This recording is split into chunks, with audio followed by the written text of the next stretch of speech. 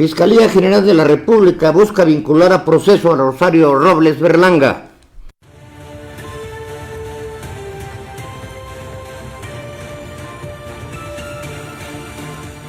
Paro Nacional de Médicos FASACNES exigen más recursos.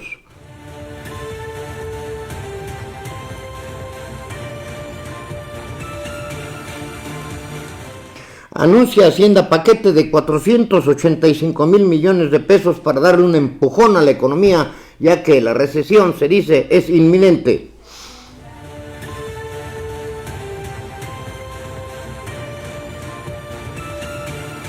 Anuncian los campesinos paro nacional si no hay fertilizantes.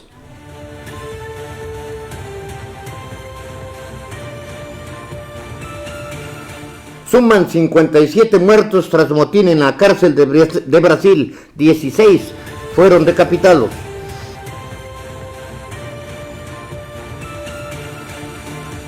Avión se estrella en Pakistán. Mueren 17 personas. Querétaro Network TV presenta.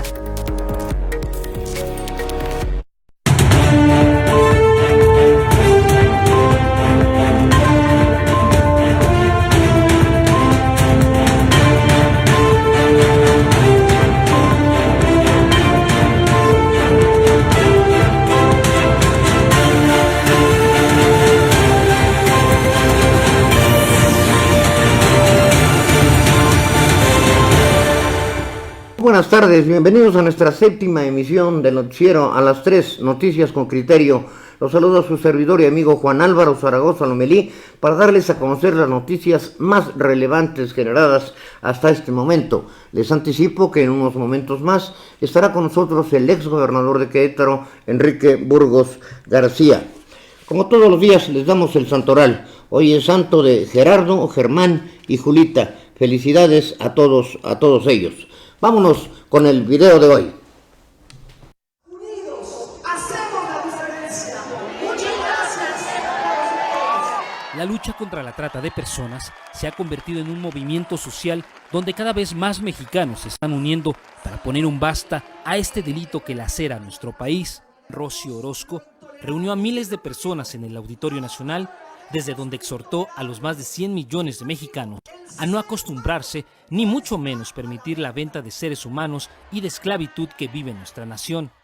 Por ello, no me preocupa el enojo de los padrotes. No me preocupa el enojo de los violentos, de los corruptos, de los deshonestos.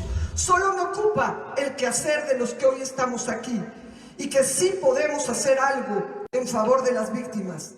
Padres de familia que tienen hijos desaparecidos, así como jovencitas que fueron víctimas de explotación sexual, expusieron sus historias para concientizar y prevenir a la sociedad de no caer en las garras de la trata de personas.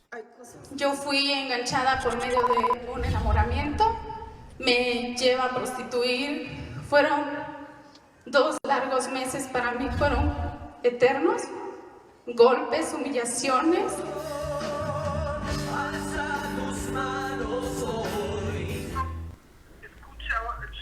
Bien, pues hoy es el día del Mundial contra la Trata de Personas, y quién mejor que Rosy Orozco, presidente de la Comisión Unidos contra la Trata AC, para hablarnos de esta enorme problemática que pues es tan rentable, lamentablemente, como el tráfico de drogas o el tráfico de armas. Esto nos lo explicará Rosy. Rosy, muy buenas tardes. ¿Cómo estás, Juan Álvaro? Y buenas tardes a todo el auditorio. Bien, consideramos que el delito de trata de personas afecta principalmente a las mujeres y niñas, las cuales representan el 99% de las víctimas de la industria sexual comercial y el 58% de las personas tratadas en otros sectores. De acuerdo a la Organización Internacional del Trabajo, la OIT, en México y hasta el año 2016, que es donde tenemos datos, existían alrededor de 40.3 millones de personas que estuvieron sometidos a la trata de personas, de las cuales 29.9 corresponden en trabajo forzoso y 10.4 millones a matrimonio forzado. Cifras escalofriantes, ¿no es así, Rosy? Así es, y sobre todo cuando se trata de un hijo, una hija que desaparece para formar parte de esta grave, cruel industria que unos cuantos empresarios pues se enriquecen del dolor de la esclavitud, porque eso es, bueno, es una esclavitud. Y pues gracias a Dios que hay personas que hoy en la mañana tuve una grata noticia, porque habíamos estado esperando el momento para que Luis Bernardo Nava pudiéramos hacer este compromiso de tener un refugio en Querétaro, que es lo más sensible que puede hacer una persona en autoridad. Primero, proteger a quien decide denunciar. Y pues creo que vamos a hacer un trabajo extraordinario entre autoridades y sociedad civil. Es pues de veras agradecer a Luis Bernardo Nava, a Miguel Parodi, que desde hace años han estado realmente comprometidos. Fue el primer estado, Querétaro, que armonizó la ley de trata. Es realmente un trabajo extraordinario el que ha hecho con la campaña Corazón Azul, y pues agradecemos ese compromiso. Sí, se han generado una serie de políticas públicas para atender este problema que es mundial y en el que lamentablemente nuestro país tiene una de las más altas cifras en este fenómeno, Rosy. Así es, y yo creo que pues además de que tiene que tener refugios, tenemos un problema muy grande. Estuvimos analizando las sentencias gracias a la ayuda de un académico increíble que es Julio César Guillén, que pues de verdad ver que el 47% del país solamente aplica la ley. Tenemos muy pocas sentencias en Querétaro y pues desgraciadamente eso nos lleva a una impunidad cuando no se aplica la ley, cuando no se persigue el delito. Y bueno, pues por otro lado sí tenemos campañas de prevención, sí tenemos gente comprometida, en todos los partidos hay comprometidos y hay cómplices de los tratantes también, ¿no? Sí, lamentablemente. Pero, desgraciadamente, pero en Querétaro tenemos aliados. Sí, es una situación, creo que debe motivar mucho la sensibilidad de las autoridades y darle una atención muy, muy especial. Y además es un delito que, de detectarse, debe ser castigado ejemplarmente, Rosy. Así es, hoy tenemos una ley, la Ley General para prevenir, sancionar y erradicar los delitos en materia de trata de personas y para la protección y asistencia de las víctimas, que sí tiene sentencias muy, muy fuertes. Hemos tenido sentencias hasta de 90 años. Hay un tratante también que tuvo 5 víctimas que las conocí, está 82 años en la cárcel. Es uno de los peores tratantes que ha habido en el país. Y bueno, vemos también el compromiso del gobierno federal cuando vemos un Santiago Nieto que de la Unidad de Inteligencia Financiera están buscando a través del dinero agarrarlos, ¿no? Por otro lado, operativos como el que acaba de haber ahorita en Quintana Roo, donde el líder de la CTM, que pues la verdad yo nunca soñé que lo iban a poder capturar porque pues ya traía varios señalamientos en el tema de trata, pues hoy está en la cárcel gracias a mi compañero, el hoy fiscal general, fue compañero de la 61 legislatura, Gertz Manero, igual fue compañero Alejandro Encinas. Es la ley que hoy existe, pues también él es uno de los que la impulsó y pues agradecerles que hoy la apliquen, ¿no?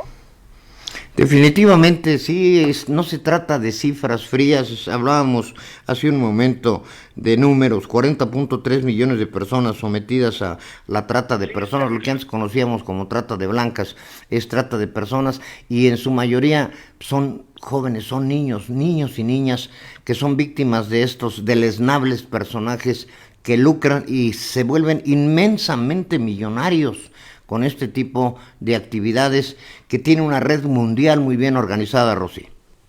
Así es, y por eso, como es una red muy bien organizada, los países que están logrando acabar, y lo puede hacer el Estado de Querétaro, son los que castigan la demanda. Yo sí reto a los legisladores de Querétaro, al gobernador, a que fuera el primer estado, sería el primer lugar de América Latina donde se castigara la demanda, se castigaran los clientes de la prostitución. Nunca se criminaliza a la prostitución, se criminaliza a quien va a comprar un ser humano por lo miserable que es de ver a un ser humano como si fuera mercancía.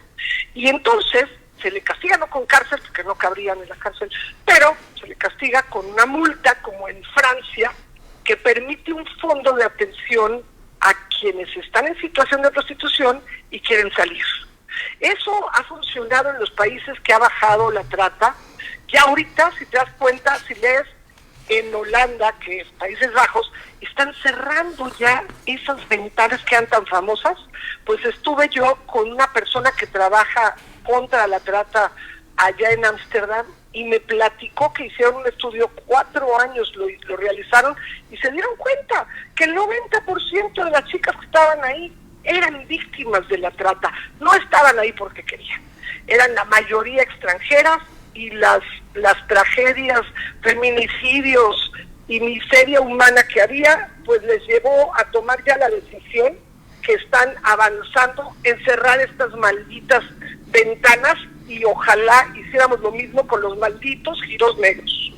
Bien, Rosy Orozco, te agradezco muchísimo que nos hayas tomado la llamada en este Día Mundial contra la Trata de Personas y en su oportunidad seguiremos platicando. Te agradezco mucho, claro, Rosy Orozco, sí, presidenta de la Comisión Unidos contra la Trata AC. Muchas gracias, Rosy. Un saludo. Gracias. Bien, pues ya ven ustedes esta situación tan terrible que pasamos. Afortunadamente cada vez más hay atención de las personas que son víctimas, pero también hay que tomar medidas preventivas por un lado y que se dé la acción de la justicia a plenitud. Bien, vámonos con la información que dimos hoy en los titulares de este noticiero.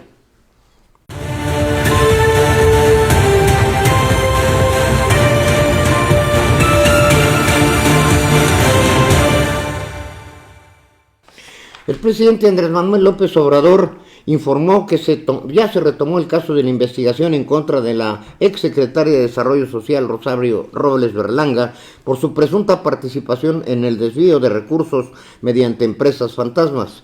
Robles confirmó que está citada a comparecer el 8 de agosto en un juzgado federal.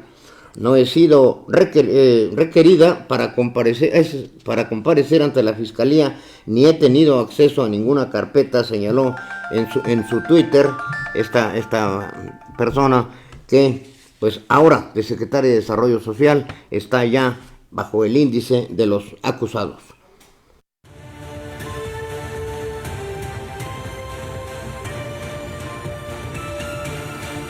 Hay un severo problema de salud en el país. Los médicos pasantes desde abril habían buscado la resolución de problemas relacionados con la falta de pagos y plazas laborales. Tenemos que tratar la reducción del presupuesto de salud y acortamiento de becas, el trato digno de profesionales y la asignación de plazas, así como el pago de sueldos. El sector salud está prácticamente de cabeza, mientras que vemos por otro lado que se habla de una masiva contratación de médicos cubanos para que estén aquí en el país. Vemos también cómo se están destinando recursos a Honduras y El Salvador, en donde están siendo contratados. Hay más de 20,000 plazas y aquí en el país los médicos no tienen la debida atención. Candil de la Calle.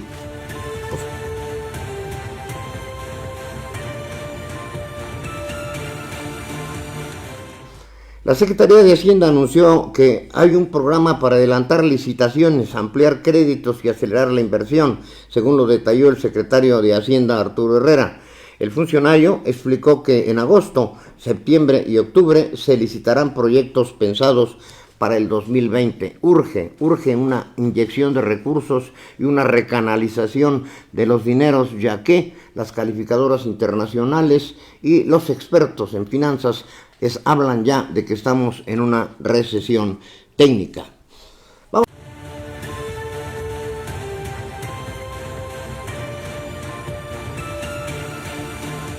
Ya todo se encuentra listo para el 18 Encuentro de Culturas Populares y de los Pueblos Indígenas y el regreso de Lele a Querétaro, esta hermosa mona monumental que ha estado viajando por todo el mundo. Este 18 Encuentro de Culturas Populares y los Pueblos Indígenas de Querétaro será del 8 al 11 de agosto y el regreso de Lele a Querétaro seguramente le dará una apoteósica un recibimiento.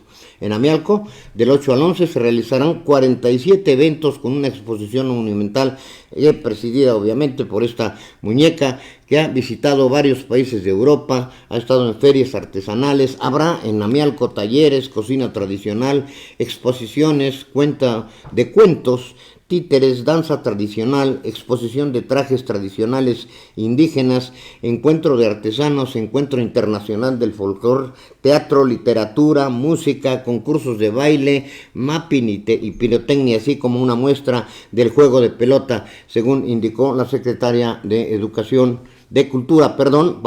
Paulina Aguado. Una gira internacional muy exitosa que le ha dado presencia a Querétaro en todo el mundo de esta tradicional muñequita diseñada por nuestros indígenas de la zona de Amialco.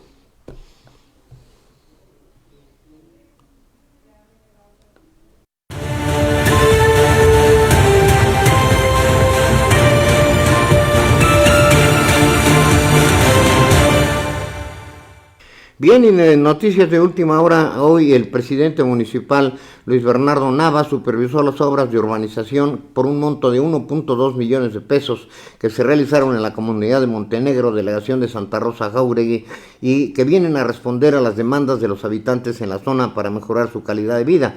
Estamos trabajando para mejorar la calidad de vida de todos y de todas, principalmente de quienes más lo necesitan, y por supuesto tenemos que volver a ver a todas las comunidades de Santa Rosa Jáuregui, mencionó el edil, y sin duda una de las zonas de mayor rezago es la zona de Santa Rosa Jáuregui, que es además de las delegaciones una de las más extensas. Por otro lado, tenemos que supervisan obras de diferentes comunidades del municipio del Marqués, esto con el objetivo de revisar los avances y la calidad de las obras, así como proyectar obras nuevas en diferentes comunidades del municipio del Marqués. El alcalde Enrique Vega Carriles llevó a cabo una supervisión de estas acciones en las comunidades de San Isidro Miranda, Chichimequillas, Pocitos, Matanzas y Lajitas.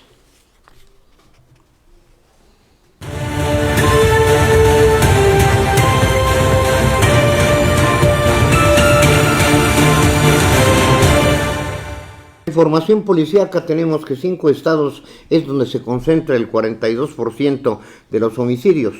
Durante el primer trimestre del año en curso, el 42% de los homicidios dolosos en todo el país se concentró en 5 entidades federativas, y en 3 de ellas se registró un aumento en el mes de junio y de julio considerablemente. De acuerdo con las cifras del secretario ejecutivo del Sistema Nacional de Seguridad Pública, durante los primeros 6 meses del 2019, Guanajuato, nuestro vecino estado, es el que registra el primer lugar con un mayor número de presuntos delitos en carpetas de investigación, ya que al 30 de junio se registraron 1,383 homicidios dolosos.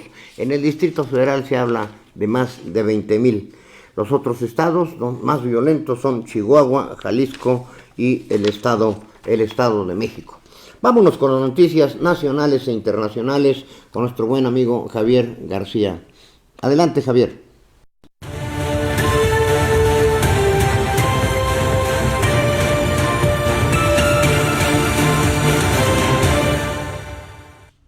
Muy buenas tardes, esta es la nota internacional. Una asociación ecologista presenta una denuncia por plomo cerca de Notre Dame en París. Una asociación medioambiental anunció este lunes que presentó una denuncia judicial por la contaminación con plomo provocada por el incendio de Notre Dame en París, acusando a las autoridades francesas de haber tardado en reaccionar y de falta de transparencia.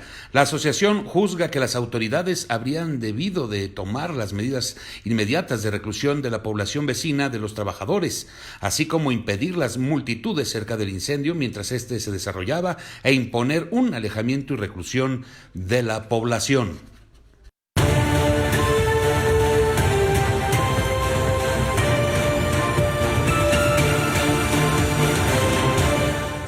Banco estadounidense Capital One sufre robo de datos de 106 millones de clientes. Capital One Financial anunció este lunes en un comunicado que los datos personales de 106 millones de sus clientes estadounidenses y canadienses habían sido robados. La información obtenida ilegalmente abarca desde nombres, direcciones, código postal, número de teléfono, dirección de correo electrónico, fecha de nacimiento o ingresos declarados. La hacker, que utilizó una falla en un servidor de la nube de Capital One, también obtuvo información parcial sobre los titulares de tarjetas de crédito, como el historial de pagos, el saldo actual y cómo contactarlos.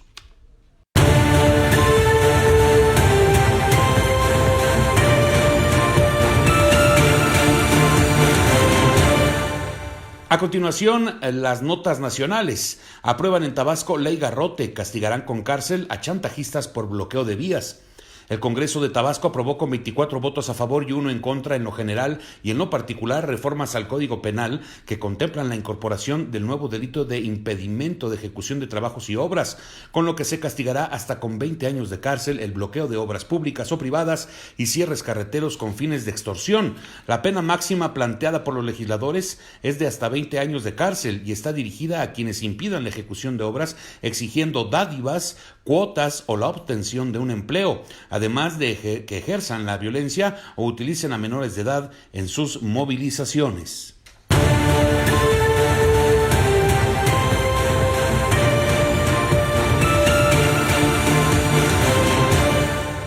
Se investigará uso indebido de datos de investigadores, esto dice la CONACYT.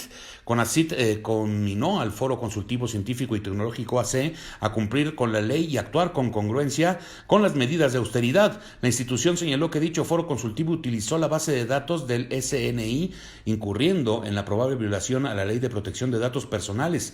Se agrega que en el sexenio anterior el CONACYT transfirió más de 200 millones de pesos a dicha asociación civil para gastos operativos y actividades que por ley le corresponden al CONACYT. Reportó para Noticieros QNTV Javier García Santana.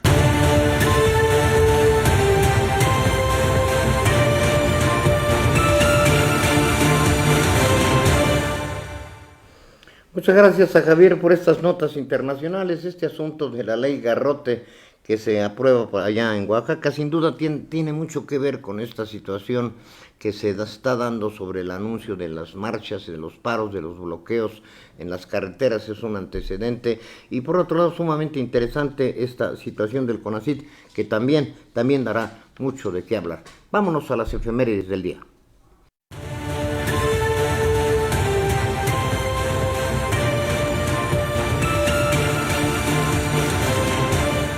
Estas son las efemérides del día.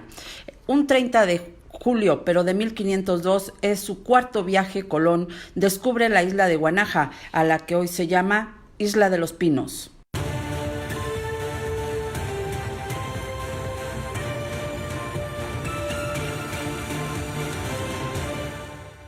En 1932, con la presencia de 37 países y 1.206 deportistas, se inaugura en Los Ángeles las 9ª Olimpiadas de la era moderna.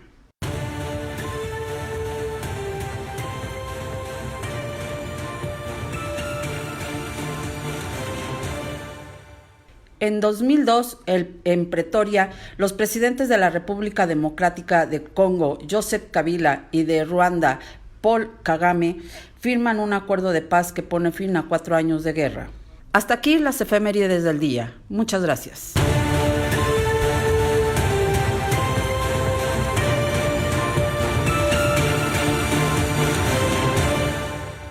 Muchas gracias a Gabriel González. Se queman las pestañas para investigar lo que ocurrió en un día en el que damos el noticiero con todo lo que está pasando. Vámonos a la ya cada vez demandada e infaltable sección de deportes con nuestro amigo el licenciado.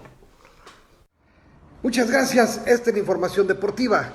Hoy ya están a la venta los boletos para el partido del próximo sábado entre Gallos Blancos y Cruz Azul. Venta libre para todo público. De la misma forma les informo que este viernes la escuadra femenil, que está en cuarto lugar, se va a enfrentar al equipo de Santos de Torreón. Por un lado, la selección mexicana panamericana está haciendo una gran actuación allá en los Juegos Panamericanos de Lima, Perú.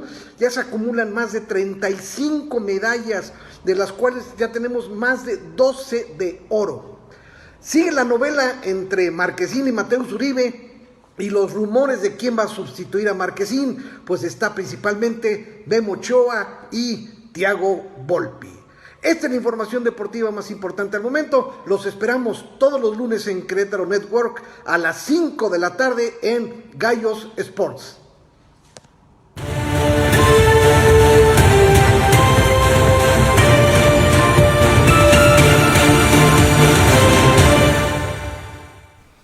Bien, pues esta interesante información de deportes que nos lo ha demandado nuestra audiencia en esta séptima edición.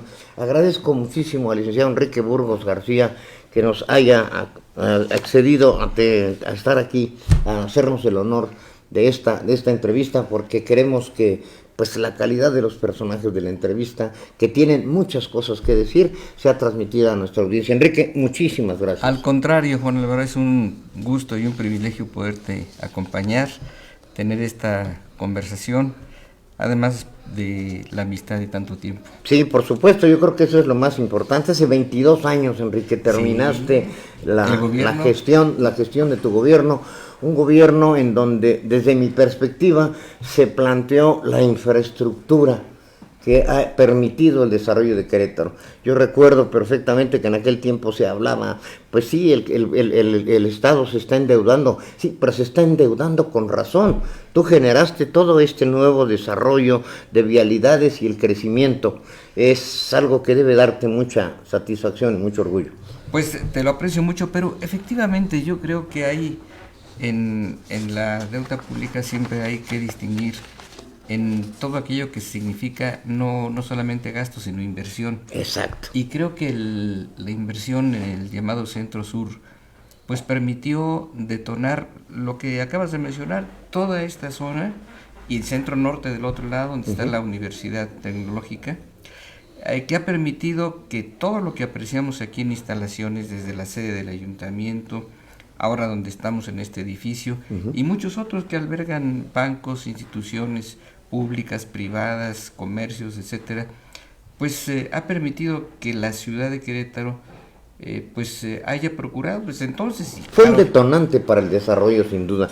Yo creo, Enrique, si me lo permites, que Manuel González de Cosío, en su momento, con la carretera central a la sierra, Rafael Camacho Guzmán, del cual fuiste su secretario, su secretario particular, también hizo obras de infraestructura de una gran magnitud. En la sierra todavía lo recuerdan con mucho cariño, y tomas tú la estafeta para continuar este desarrollo que hoy hace que Querétaro esté en los lugares mejor calificados en empleo, en inversión, en crecimiento del Producto Interno Bruto. Estamos muy por arriba de la media nacional, 4% en la industria, 7% en el de servicios y turismo. Y bueno, esto tuvo una base que sin duda debe reconocérsete a ti por ser ese puntal de donde viene el desarrollo. Cuando menos en la perspectiva de un viejo periodista como lo soy yo, creo que ese fue uno de los detonantes importantes. Pues muchas gracias. Fíjate que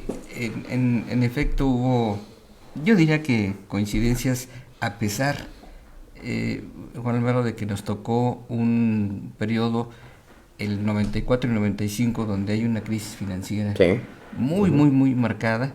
Prácticamente los precios se van casi al 100%. El gasto, pues obviamente tenía que apretarse, recortarse, pero yo te diría que la sociedad queretana, y me estoy remontando, como bien lo señalaste al principio, muchos años atrás. 22 años de que saliste, o sea, échale otras 6 atrás, son 28 años. Pero hubo una sociedad... Casi una generación.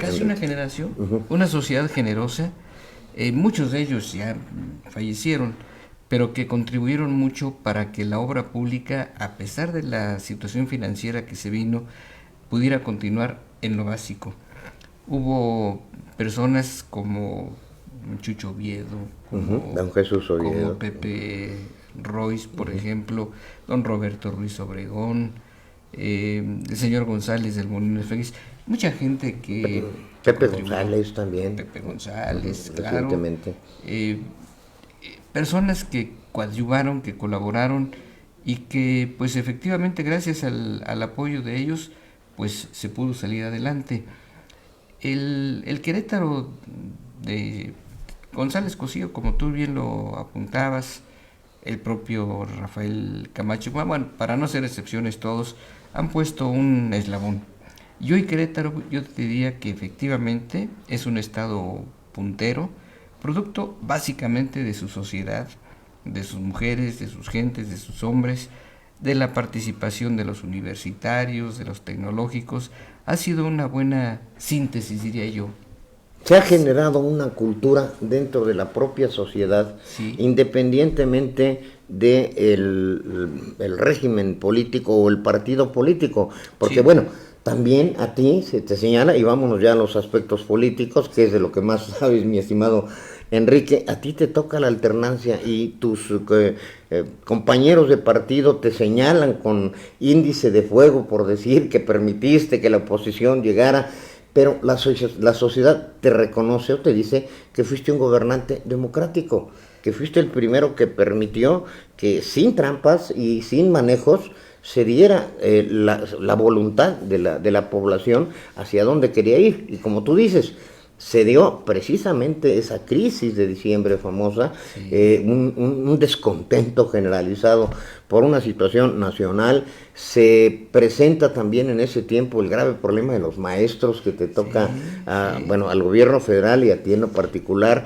O sea, toda una serie de circunstancias en las que el pueblo, como ahora, con las elecciones, que hablaremos más adelante de las elecciones del 18, se te dan esas circunstancias y pudiste haber hecho lo que muchos gobernantes, Enrique.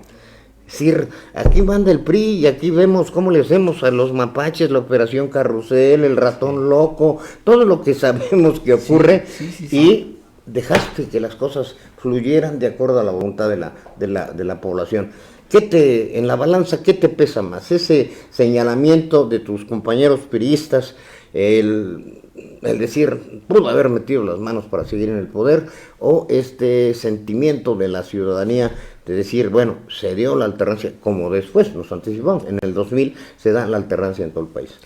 Debo señalar que la referencia o incluso la impugnación que hubo a tu servidor por aquellos hechos, por sí, aquella decisión. Ya lo platicamos en una amplia entrevista, exacto, Enrique, pero en este espacio yo quisiera que lo comentaras. Pero fue de algunos, porque al final de cuentas esto era el avance democrático que significaba alternancia, era no solamente quitarse un partido para que se colocara otro, sino que hubiera un rejuego, un rejuego de ideas, un rejuego de planes, un rejuego de programas.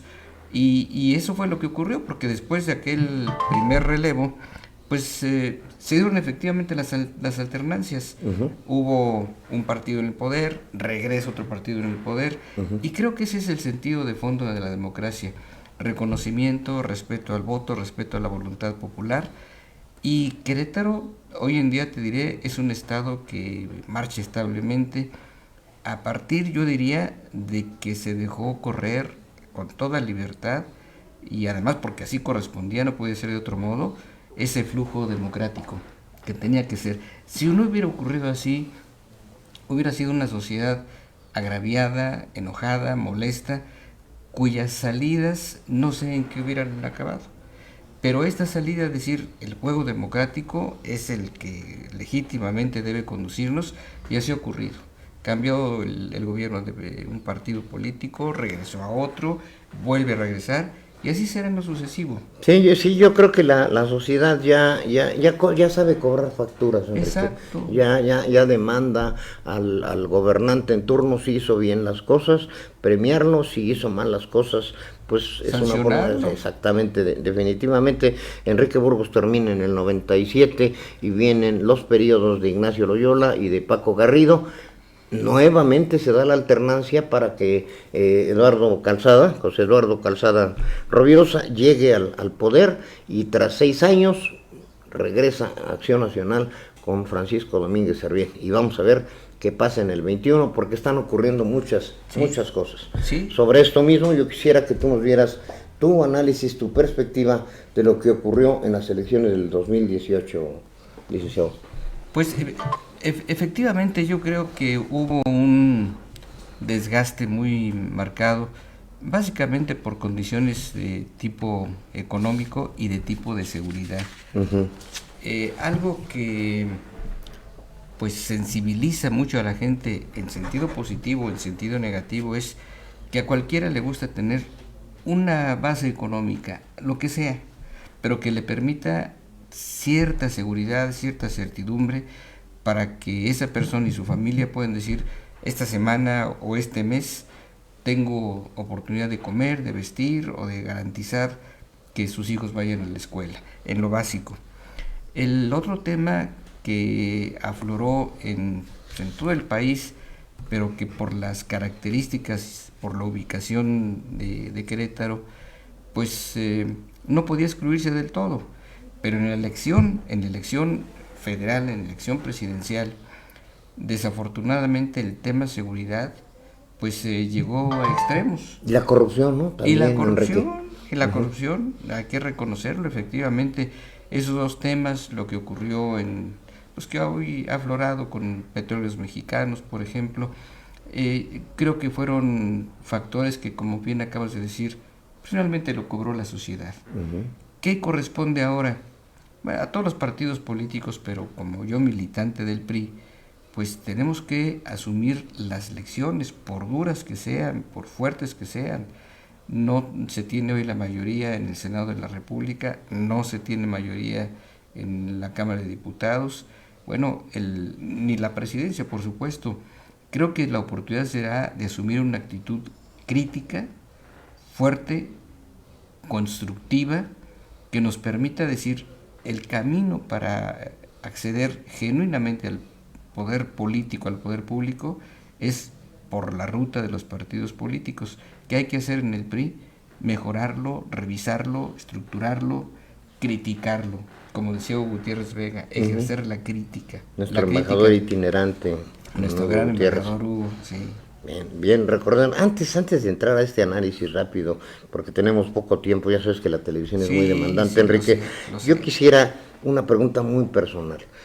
¿Qué te dejó en ti mismo este ejercicio de la gubernatura? Porque después continuaste en tu carrera política como diputado federal, como senador, en fin, si tu actividad política no ha terminado. Yo quisiera hacer un paréntesis, tal vez es una pregunta que nadie te ha hecho. ¿Qué te dejó la gubernatura de Querétaro en ti mismo, en tu persona y en tu entorno? Mira, para quien abraza la carrera política como la abracé yo desde... Pues fuiste el presidente municipal de San Juan del Río. Sí, yo estaba entrando a trabajar al periódico cuando recuerdo que Juan Trejo te fue a saludar allá a San Juan y terminabas tu presidencia municipal. Bueno, desde entonces, y quizá en el medio estudiantil... también fuiste líder, así es. Desde ahí estaba la madera del liderazgo. Desde ahí veníamos. Yo te diré que es primero una vocación, es algo que te gusta, pero debes sentirlo para que realmente te comprometas con él, pues como en todas las actividades.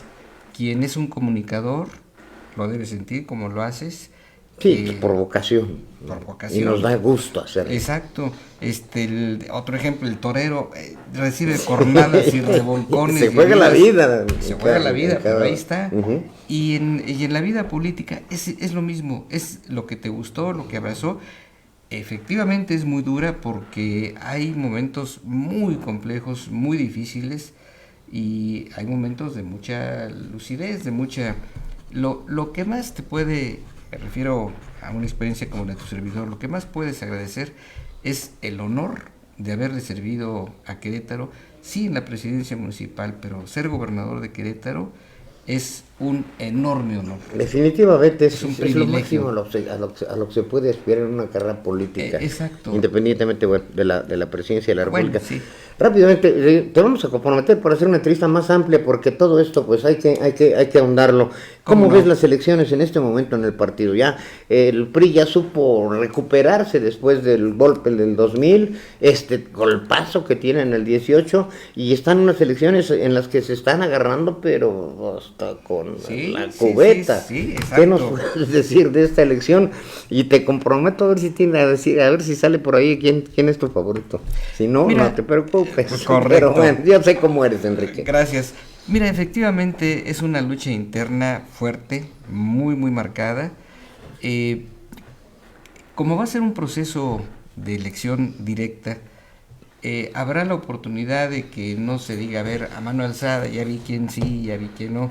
No, tiene que ser Estas manos alzadas, qué bárbaro. Eso de las manos alzadas, bueno, ya lo comentaremos, pero es muy comprometedor, sí, porque te marca para bien o para mal. No, y generalmente son manipuladas, Enrique. ¿Sí? O sea, la manera en que planteas la pregunta, ahí está implícita ya la respuesta. Sí. Y no te permite una expresión real de lo que estás pensando o queriendo. En este caso va a ser una elección por boleta directa, que no vas a saber por quién votó nadie en lo particular, sino hasta que se abran las urnas.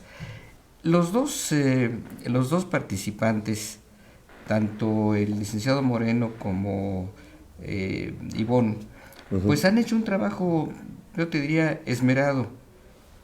Cualquiera que ganara tendría los arrestos para hacer un buen presidente. Una tarea titánica. No, una tarea, pero gigantesca. Habrá tiempo para el 21 y el 24 de que el Partido Revolucionario Institucional pueda reposicionarse, Enrique. Si salimos bien de este proceso de elección interna, algo de lo que acabó por no gustar el priismo fue la selección por afectos o la no selección por desafectos, lo que llamaban el dedazo. Sí, el dedazo, el compadrazgo, el amiguismo, que fue lo que imperó y que fue generando esta bola de nieve que finalmente pues tuvo sus consecuencias. De molestia y agravio, ¿no? Así es. ¿En qué desembocó? En que la sociedad, el elector, volvió la mirada a otro punto. Entonces la tarea del PRI está en hacer el trabajo bien, con justicia, con legalidad, con transparencia. Si salimos bien del proceso interno, con el compromiso implícito, Álvaro, de que resuelta la elección, se tiene que volver a la unidad. No es decir, el que perdió se quedó en su esquina y no quiso volver. No, el que perdió tiene que reincorporarse, sea quien sea.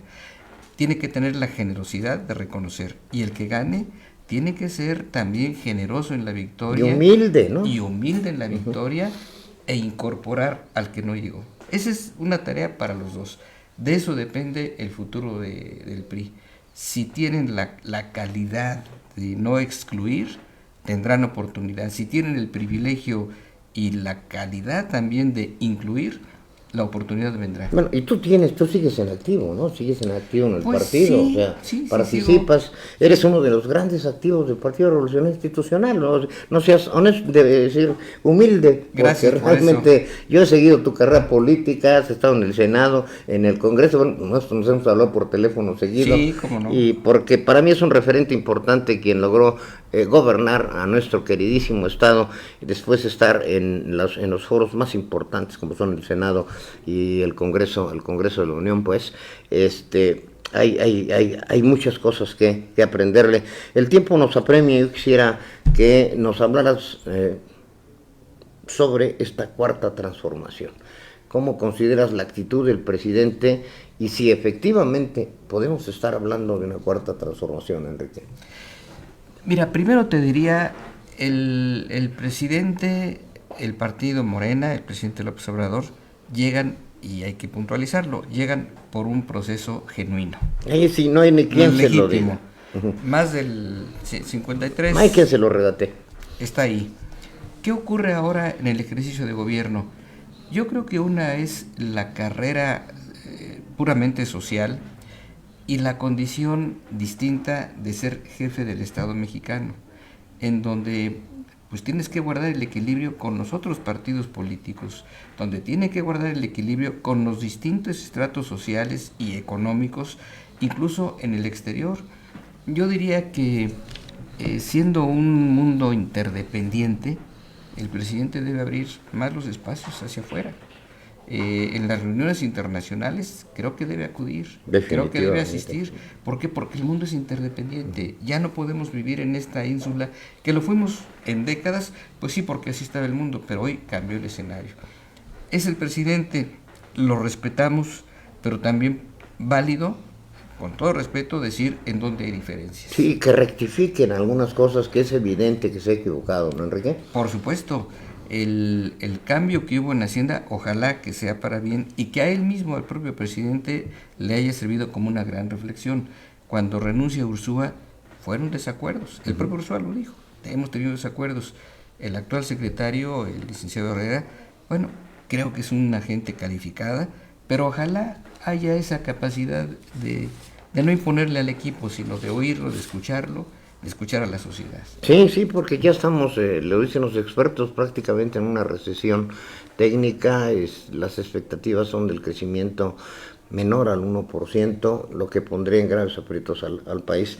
Enrique, te comprometo que hagamos una edición especial para ahondar en estos asuntos, ya que lo pactamos aquí para que esté en Noti, la vas a acabar, y quisiera que nos dieras tu reflexión final, por favor. Licenciado. Con mucho gusto. El estado de Querétaro es un estado con una sociedad fuerte, pujante, que encuentra condiciones en este momento para seguir avanzando. Querétaro históricamente tiene un lugar privilegiado, y gracias a los queretanos, gracias a la coordinación entre la entidad gubernamental y la entidad social, Querétaro tendrá futuro.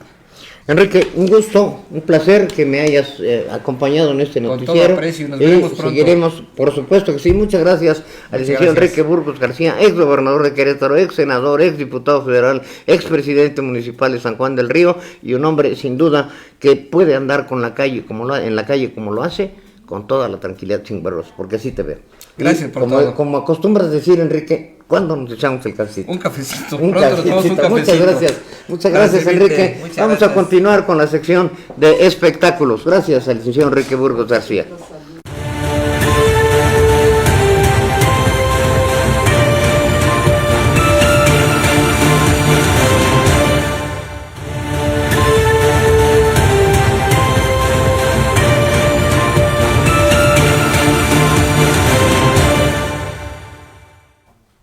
Ya estamos aquí de nuevo con mi buen amigo Carleto. Carleto, ¿cómo estás? Buenas tardes. ¿Qué nos tienes preparado hoy en espectáculos? Pues mira, te encontré dos notas muy buenas para mi gusto, entonces ahí te van. Resulta que en la ciudad de Nueva York están organizando un concierto que busca luchar contra la pobreza. ¿De qué se trata hace mucha falta? Sí, la verdad que sí. Bueno, este concierto desde el 2012 se llama Global Citizen Festival, es en la ciudad de Nueva York, y coincide todos los años con la Asamblea General de las Naciones Unidas. Entonces organizan ciertos artistas, se unen para hacer un concierto a beneficencia, no cobra nada, de hecho en estos días están ya regalando los boletos a la gente para que vaya a verlos, siempre y cuando se comprometan a luchar contra la pobreza. Esto es buscando algunas donaciones, algo que puedan aportar hacia los niños, porque bueno, buscan erradicar la pobreza al 2030. En realidad la pobreza extrema, recordemos que pues es un grave problema alrededor del mundo, y bueno, los artistas se preocupan por esto y se van a reunir el 28 de septiembre en Central Park de la ciudad de Nueva York. ¿Y quiénes van a estar? Bueno, pues hermoso lugar, claro ¿verdad? que sí. No tengo todavía el gusto de conocerlo, pero ya sabes que por la televisión, por algunas series, pues siempre... es una maravilla, todo Nueva York. Así es. Y bueno, entre ellos está One Republic, una de las bandas más recientes, H.E.R., también una cantante, la compositora Carole King, estará también Pharrell Williams, Alicia Keys, y también se acaba de unir Queen, lo que queda del grupo Queen, con Adam Lambert, que es hasta ahorita la voz más parecida a la de Freddie Mercury. Y bueno, van a estar ahí en un evento que presentará Hugh Jackman y su esposa Deborah Lee Furness. Y van a estar también, entre otros invitados, Rami Malek, el actor que interpretó a Freddie Mercury en la película, y también Forest Whitaker, una actriz también maravillosa, van a estar ahí. Entonces, bueno, para los que están por allá en Nueva York, que tienen la fortuna de estar cerquita de estos lugares, pues bueno, esta es una gran oportunidad, no solo para disfrutar a los artistas que se van a presentar, sino también para combatir la pobreza. Bien, muy bien, Carleto. Y entre otras notas, ¿tú has visto las narcoseries o al menos has escuchado algo de las narcoseries? Fíjate que sí, me parece un error porque es una apología del crimen. Sí. Lamentablemente tienen un altísimo rating y de ahí se han generado toda una serie de situaciones que tergiversan el sentido de la moralidad y hacen héroes a gente que es un criminal, que es un asesino y que trafica con el dolor humano. Así es. Pero bueno, al respecto precisamente habló el presidente Andrés Manuel López Obrador, en cual él se posiciona como no de acuerdo con estas ideologías. Ya sabemos, como tú bien lo dices, que este género lamentablemente se ha transformado en uno de los más seguidos, de los más vistos a nivel social. Y bueno, pues él dice precisamente que no está de acuerdo con estas producciones ya que reflejan una realidad ficticia de lo que sucede en esta sociedad, que es real. O sea, nadie dice que no sea cierto que existan los cárteles, que existe el narcotráfico y bueno, las drogas en sí, pero en realidad lo que hacen estos productores es enfocarse a la vida de los narcos. O sea, la vida llena de lujos, de carros, de mujeres bellas, de pistolas, en fin, de armas y asesinatos.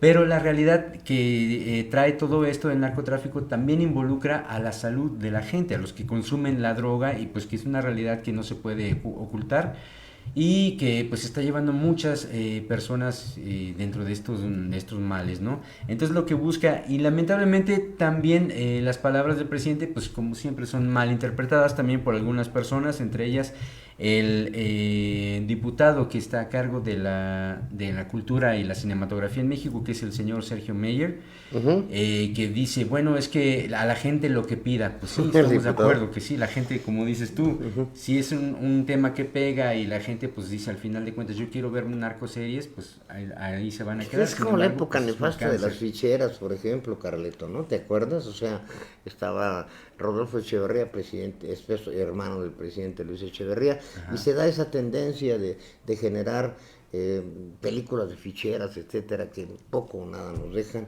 y en esto, yo insisto, tergiversa el sentido de los valores, ¿no? Así es, y lamentablemente pues estamos ávidos de valores en esta sociedad, sobre todo en nuestro país. Mi estimado Carleto, te agradezco mucho como siempre, aquí estaremos todos los días de lunes a viernes para hablarles de aspectos de espectáculos en lo que consideramos vale la pena en este su noticiero a las 3 noticias con criterio. Les recordamos que puede vernos usted a través de las plataformas Querétaro Network TV, Lucero del Mediodía y Express Metropolitano. Nos están llegando muchos mensajes relativos a la entrevista con el licenciado Enrique Burgos García. Vamos a ver si nos da tiempo de pasarlos por ahí, y les recuerdo los teléfonos 442-195-1217 y 442-187-0883. Los repito, 442-187-0883 y 442-195-1217. Bien, vámonos con la cápsula de todos los martes con nuestro amigo Nils Rosas. El pasado domingo, el presidente de los Estados Unidos de América, Donald Trump, anunció que el director de Inteligencia Nacional, Dan Coats, abandonará su puesto el 15 de agosto. ¿Por qué ocurrió esto y qué impacto tiene? La renuncia voluntaria, entre comillas, efectuada por Coats, se une a una pila larga de altos funcionarios que han renunciado o han sido despedidos durante la actual administración. No pasaron muchos días desde que Trump tomó la presidencia que dicha pila se originó, ya sea porque los funcionarios estaban bajo investigación, como fue el caso de Michael Flynn, entonces asesor de Seguridad Nacional, en cuyo puesto duró apenas 24 días, o bien por cuestiones políticas, como fue el caso de James Comey, entonces director del FBI. Desde luego, muchos otros han renunciado por no compartir las ideas y formas de operar tan diferentes del presidente. Pero, ¿cuál fue el caso de Coats? Cuando en plena campaña presidencial de 2016 se le preguntó a Trump que si confiaba en la comunidad de inteligencia, él respondió que no enteramente, e incluso declaró que ese grupo era el mismo que había asegurado que Irán tenía armas de destrucción masiva durante la administración de George W. Bush. Por ende, cuando tomó la presidencia, Trump decidió colocar como director de Inteligencia Nacional a alguien que tuviera las mismas ideas que él, como lo ha hecho en varios puntos clave, como a Mike Pompeo como secretario de Estado, o como a John Bolton como asesor de seguridad nacional, entre otros. No obstante, a pesar de ser también republicano, Coats no ha dado muestras de ser una oveja más en el partido del elefante, sino que ha mostrado crítica y una notable opinión en temas cruciales como la desnuclearización de Corea del Norte o la actualmente investigada interferencia rusa en las elecciones presidenciales de 2016, entre otros temas. De creer que sería una persona fácil de controlar, Coats ha mostrado carácter para expresar su opinión en temas ineludibles, como los ya mencionados, escenario que ha puesto nuevamente a Trump en una situación comprometida en donde, como estrategia política, ha decidido despedirlo. En el panorama en el que se encuentra el actual mandatario, en donde la expresión llovido sobre mojado se queda corta, y más que eso es un diluvio a causa primordialmente de las declaraciones de Robert Mueller ante el Congreso de los Estados Unidos de América, y sobre todo estando ya en la carrera presidencial de 2020, no puede darse el lujo de tener voces disidentes en su gobierno que puedan entorpecer, obstaculizar o poner en tela de juicio sus acciones. Al menos no en los puestos en donde él tiene la capacidad de remover a las personas que los ejercen y nominar a otras para asumirlos. Es una cuestión meramente de estrategia política. Lamentablemente, ni siquiera en una de las democracias más avanzadas y consolidadas del planeta, este tipo de cuestiones escapa. Las voces disidentes siempre serán una pieza fundamental en los sistemas democráticos, pues ayudan a mostrar ideas que no necesariamente son o han sido comprendidas o tomadas en cuenta por los grupos en el poder, y que potencialmente podrían ofrecer una visión benéfica tanto a la sociedad como al gobierno. Pero eso, por desdicha, es solo la teoría política, y la realidad en ese país, como en cualquier otro, dista mucho de ella, y en cambio se sigue la premisa: ¿estás conmigo o eres mi enemigo? Y por cierto, el gobierno de nuestro país no dista nada de ese escenario. Esto fue Procesos del Poder. Yo soy Nis Rosas Valdés. Sígueme en mis redes sociales, en Twitter como @NilsRosasV y en Facebook como @NilsRosasValdés.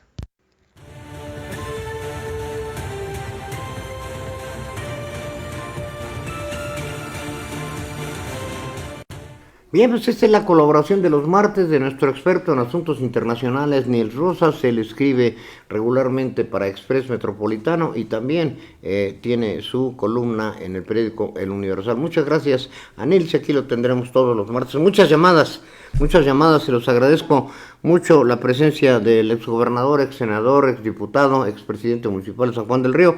Ha generado mucho interés, lo cual agradecemos mucho a Adri Ángeles, Luis Barzúa, Miguel Adolfo Santana López, la sombra espía, que ya se convirtió, no sé quién sea, pero creo que ya se convirtió en uno de nuestros fans. Todos los días nos manda mensajes.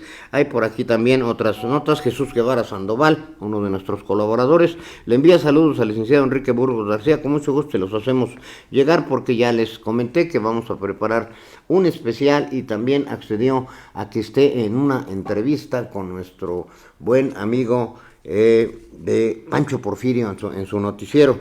Me dicen que se acaba el tiempo. También habló Lucero Santana para enviar mensajes.